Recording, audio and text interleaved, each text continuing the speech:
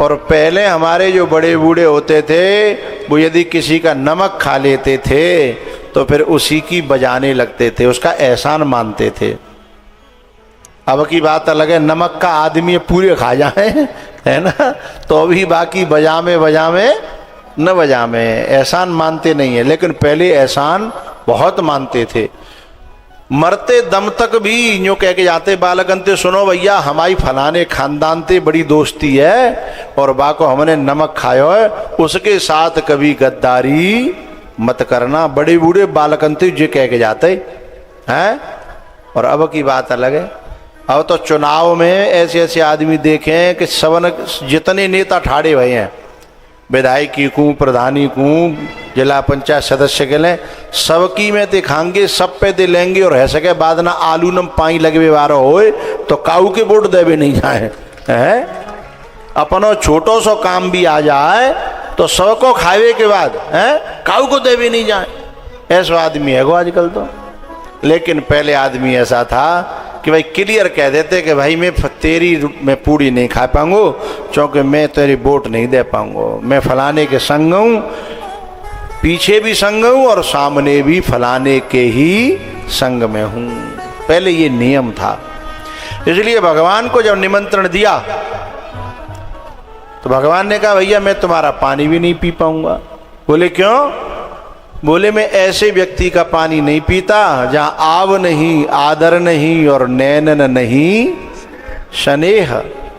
ऐसे का पानी मैं कैसे पीऊंगा? मेरी बात की कदर नहीं समझ रहे, मेरी बात तो राख नहीं रहे हैं और खवा प्या करके मेरे को एहसान में लेना चाहते हैं। और ऐसे दुष्ट आदमी का एहसान चुकाना बड़ा भारी पड़ जाता है। ये बच्चियां, कार्यकर्ताओं को पूछना चाहता हूँ, ये बच्चियां बार बार उठती हैं, यहाँ बैठती हैं, वहाँ बैठती हैं, यहाँ का नियम पहले से ऐसा ही खराब कर रखा है क्या? ये बच्चियां वापस लौटें, ऐसे बीच में खड़ा होना का नियम कहाँ से बनाया? वापस लौटो और बैठो। हम बहुत देर से सोच रहे कि न कहनी पड़े, कार्यकर्ता ही समझा दें, पर यहाँ के पहले के जो शास्त्रियों ने गलत आदत डाल रखी है। बिन जे डाल रखी है कि चाहे जब जाओ चाहे जब, हाँ बिने अपनी धन बातें मतलब रहता होगा है।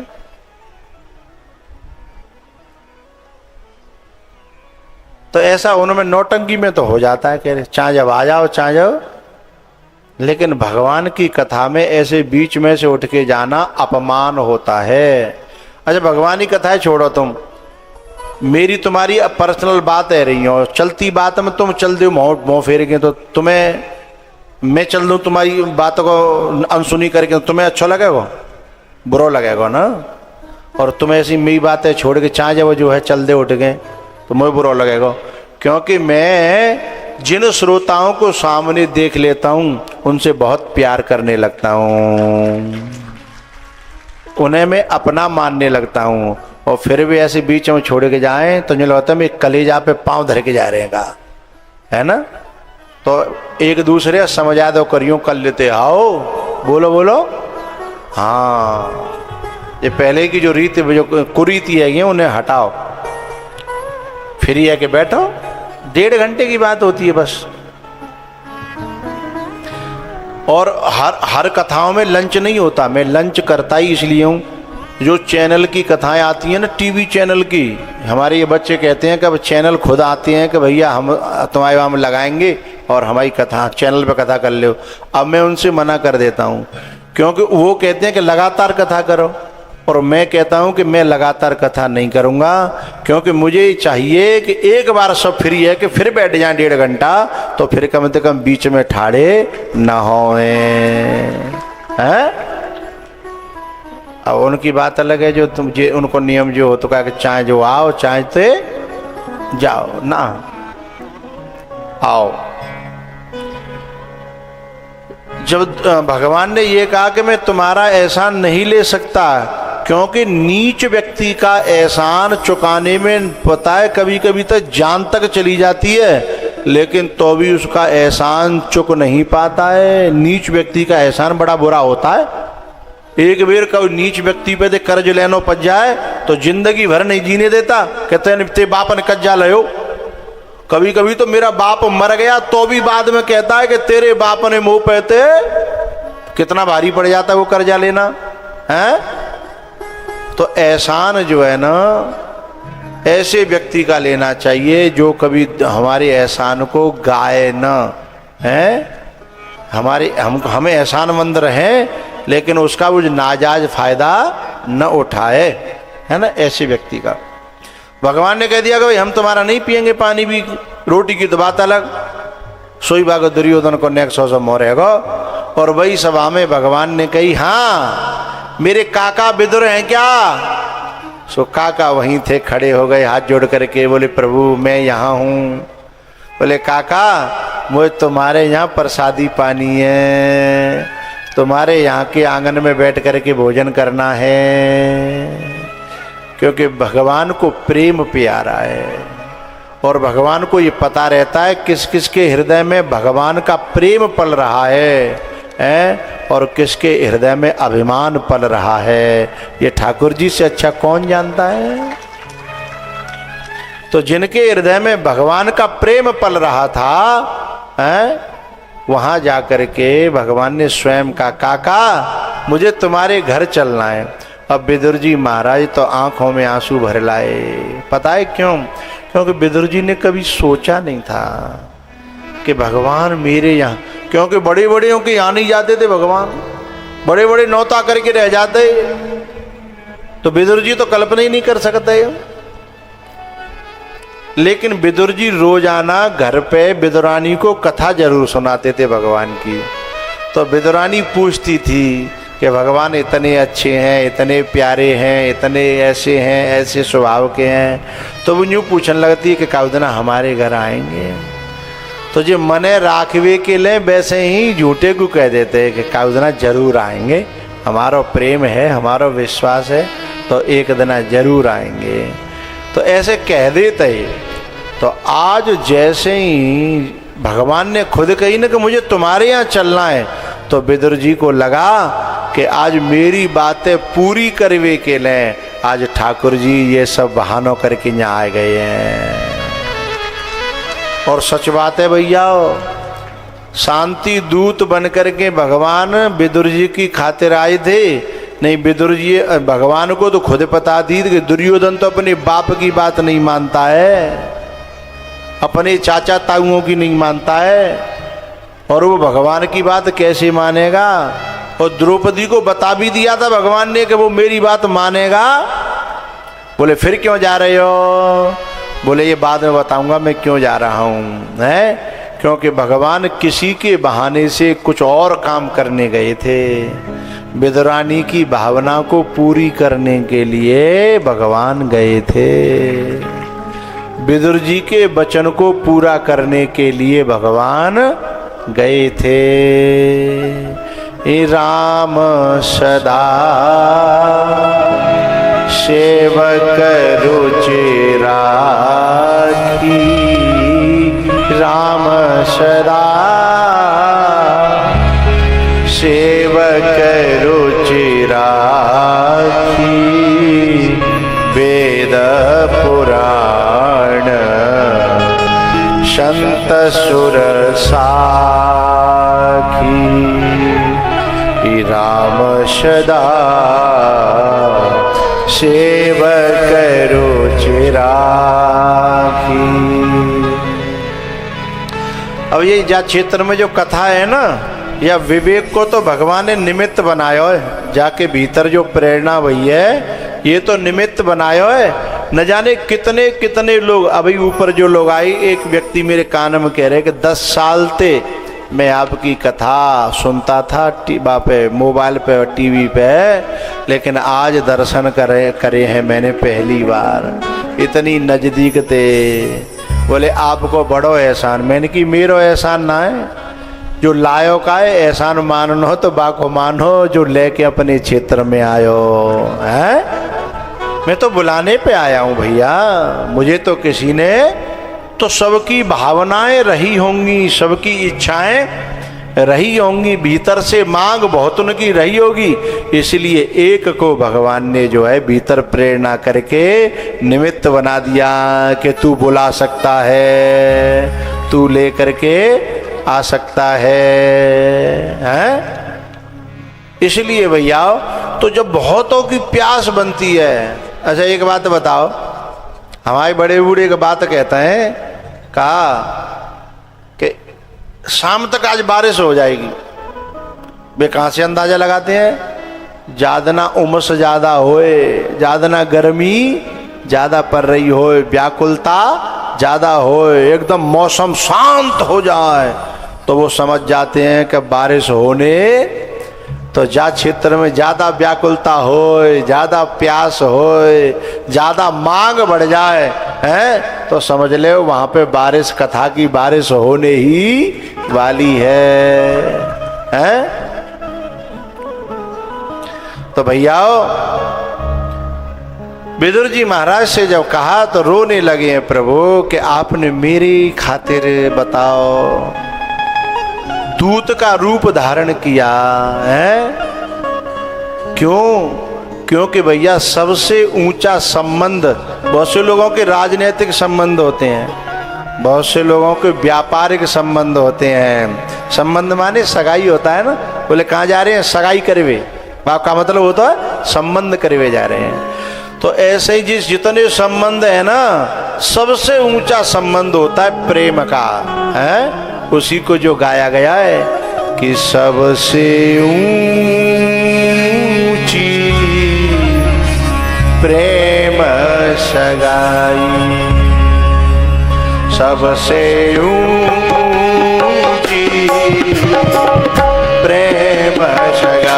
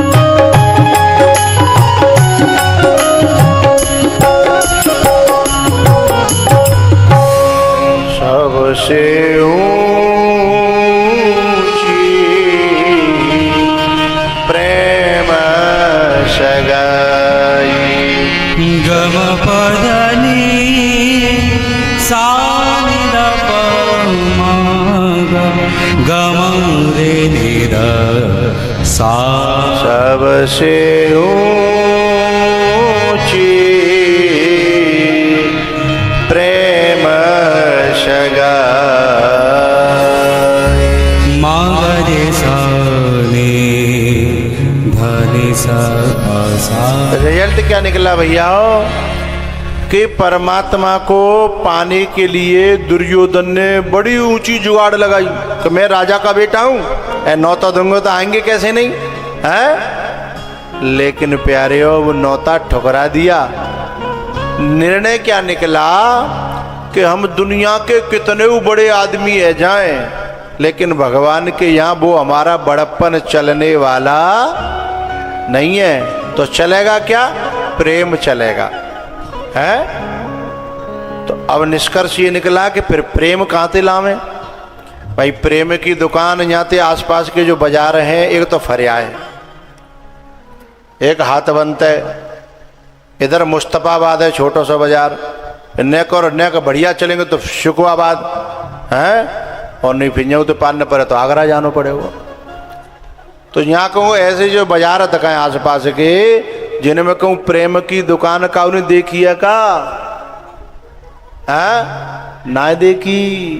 मैं तो हाथवंत में निकल के एक दिन गयो तो मुस्तफाबाद में निकलो, मैंने चप्पल की दुकान खूब देखी, जूता की देखी, और बाकी वजह से खरबूजे तरबूजे खूब बिक्रे, कचरियों बिक्री जाती, पर प्रेम को बोर्ड मैंने कहूँ दुकान पे नहीं देखो। तो भैया जो आसपास कहूँ यानी बिना प्रेम के परमात्मा नहीं मिलेगा, तो प्रेम को खोजना पड़ेगा ना हमें परमात्मा को खोजने की जरूरत नहीं है। काय की जरूरत है? प्रेम को खोजने की।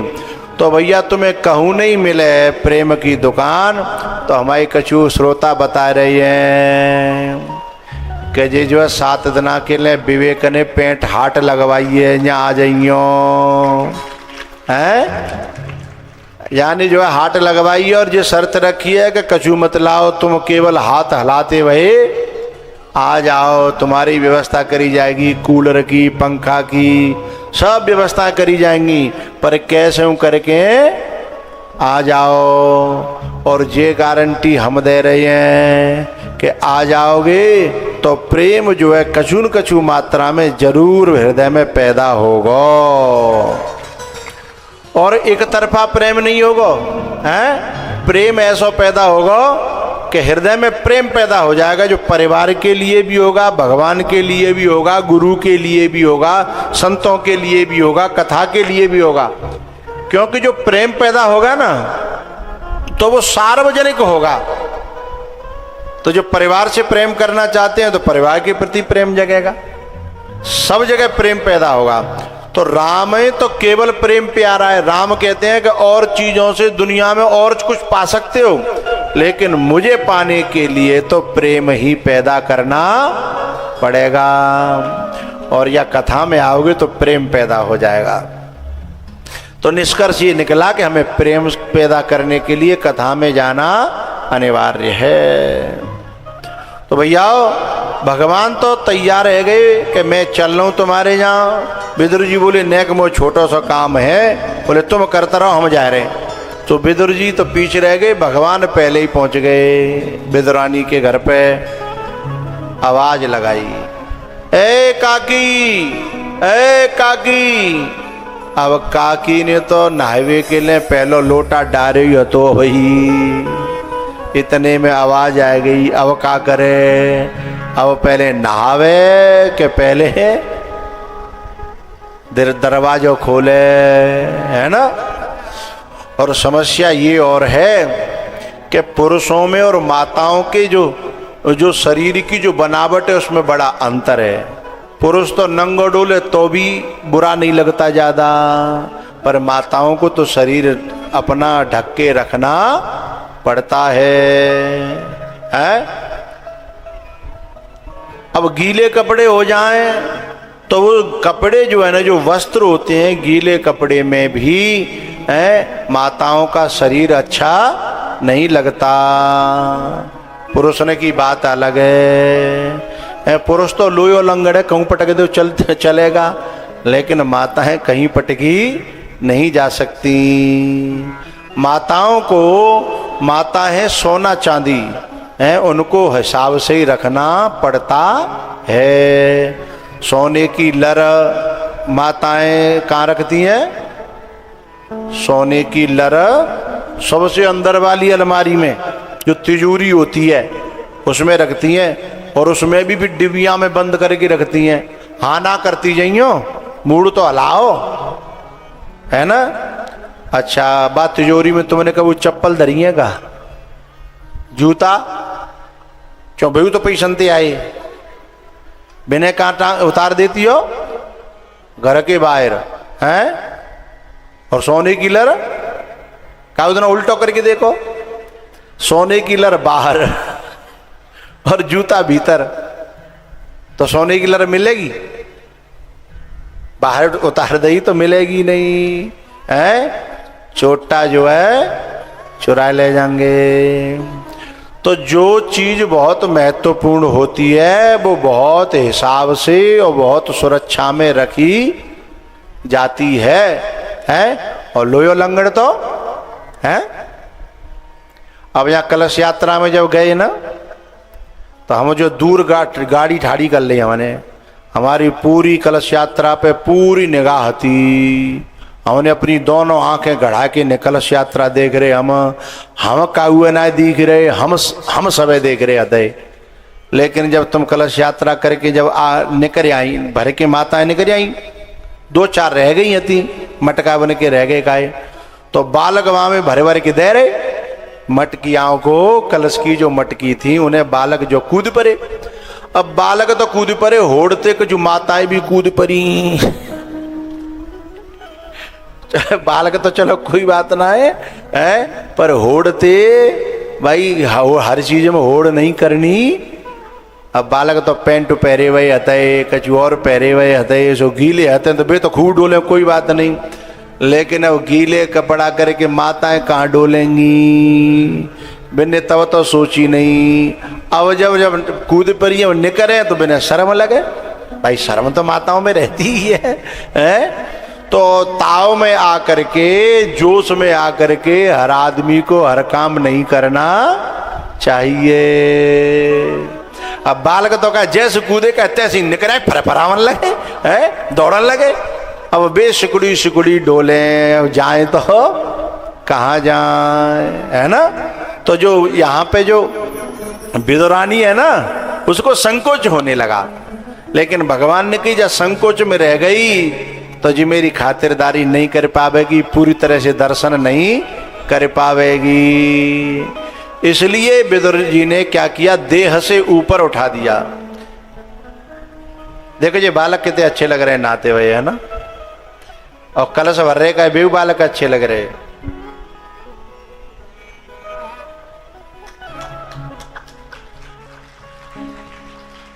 अब इन बालकन की जगह जो माताएं नहा रही कहीं बे दिखाई जाए तो अच्छी नहीं लगेंगी।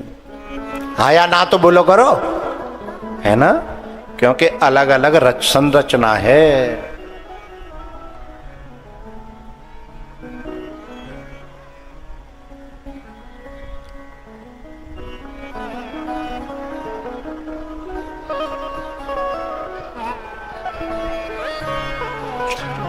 तो विदुरानी की जब कपड़े गीले हो गए तो ठाकुर जी ने एक काम किया, उस विदुरानी को देह से ऊपर उठा दिया, देह का ध्यान गायब कर दिया और उसका ध्यान अपने आप में खींच लिया। तो जब परमात्मा में जब ध्यान जाएगा तो देह से ध्यान अपने आप हट जाएगा। और ठाकुर जी में डूब गई और उसने तुरंत निर्णय कर लिया कि नहाबो धोबो तो जीवन भर को है, लेकिन ऐसो मौको फिर मिलवे वारो नहीं है। सोई वाने दौड़ के किवाड़ खोलवे की कोशिश करी, लेकिन बीच में एक बात याद आ गई कि मेरो घर तो ऐसो ही परियो, पहले तैयारी तो कर लूँ, है बिछावे की बैठावे की तैयारी तो कर लूँ। ये सोचने लगी तब तक फिर आवाज आ गई कि ए काकी किवाड़ खुलेंगी कि लौट जाएं? तब विदुरानी ने तय करो कि सब बिछैया बिछैया छोड़ो, पहले खोलो किवाड़। गई और जाकर के जैसे ही किवाड़ खोली, ठाकुर जी का दर्शन हुआ। तो जैसी सुनीति कथा में बातें, उसी प्रकार का दर्शन होने लगा। है वंशी विभूषित करान नवनीरदाभा पीतांबरा दरुण बिंब फलाधरोष्ठा पूर्णेन्दु सुंदर मुखा सानि सरे सधनि अरविंद नेत्रा धनि सरे कृष्णात् परम किमपि तत्त्वमहं न जाने। मपगमं रे सा। उस सुंदर छवि को देख करके विदुरानी समझ लो स्तब्ध रह गई, यानी आंखें झपकना बंद हो गया और भगवान में डूब गई। गद गद गिरा नयन बहे नीरा मम गुण गावत पुलक शरीरा। को कछु कहिन को कछु पूछा, प्रेम भरा मन निज गति छूचा। प्रेम भरा मन निज गति छूचा। को कछु कहिन को कछु पूछा, प्रेम भरा मन निज गति छूचा। ई प्रेम भरा मन निज गति छूचा। बहुत देर हो गई, एक दूसरे में डूबे हैं। तब भगवान ने याद दिलाया, हे काकी, अरे किवाड़ तो खुल गई पर भीतर तो ले चले। तब होश आयो, फिर अंदर लाई, फिर देखने लगी, फिर बहुत देर रह गई। फिर भगवान ने याद दिलाई कि हम तो बाहर उठाड़े भीतर उठाड़े हैं, कि जो बैठवे को इंतजाम होगा के हैं। तब होश आयो, फिर पीड़ा निकाल के लाई। अब पीड़ा बिछाए दो उल्टो, चुको होश हो तब तो उल्टो बिछाए दो। लेकिन यदि कोई हाथवंत को हो तो, फरिया को हो तो ठोकर मार के आ जाता, उल्टी पीड़ा पे बैठेंगे हम। हमारी जीत इतनी इज्जत है या घर में, हैं उल्टे पीड़ा पे। लेकिन पता है भगवान तो और ज्यादा खुश है गए। बोले काकी तू कितनी अच्छी है, तेने पीड़ा जा तरीका दे बिछायो कि कौनिया टेकवे के लिए पायो है जाए, हैं टेकुआ बनेगो पायो तो और खुश है गए। क्योंकि संसार के लोग व्यवस्थाओं को पर ध्यान देते हैं, लेकिन ठाकुर जी तो मन की अवस्था पर ध्यान देते हैं। विदुरानी फिर डूब गई। भगवान बोले काकी बहुत देर रह गई, हम तो बहुत भूखे हैं। जब पीड़ा ते पेट थोड़ी बढ़ेगो भरेगो, हैं पेट तो कछु जब खाएंगे तभी तो पेट भरेगो। फिर गई अंदर। अच्छा पहले तो सूचना होती तो खीर बना लेती, है आलू भरे में कचौरी बना लेती, पुआ बना लेती। हमारे यहाँ की माताएं यही बनाती हैं। आजकल की बच्चियां तो ये कम पसंद करती हैं। वे तो कजू चाउमीन बना लेती हैं, जो नुकसानदायक है बहुत ज़्यादा है। और जन काका बनाती देख देख के हम फोन में हैं, और कबू बिगड़ जातो कबू सुधर जातो हैं। लेकिन हमारे यहाँ को जो देसी है ना, खीर पुआ कचौरी है और साग और मठा। घर में यदि दूध दही है रो मठा है रो तो राय तो है। तो पहले तो सूचना तो थी नहीं, अब क्या करे तो केला धरे अते। अब भगवान ते बोली अपने हाथन ते खवाए दूं। भगवान बोले बिल्कुल खवाओ। तो नुकाए में भी भूल गई, गूदा फिक गो और हाथ में रह गो छिलका, और छिलका ही भगवान ने खवामन लगी। अब कोई फरिया को होतो तो गुस्सा होतो कि नहीं होतो? बताओ, छिलका खवा जा रहा, हमें छिलका, हमको तीनों लोगों के मालिक हम हैं। यदि गांव को प्रधान भी होता ना तो भी नाराज रह जाता, लेकिन वो तो तीनों लोगों के मालिक हैं।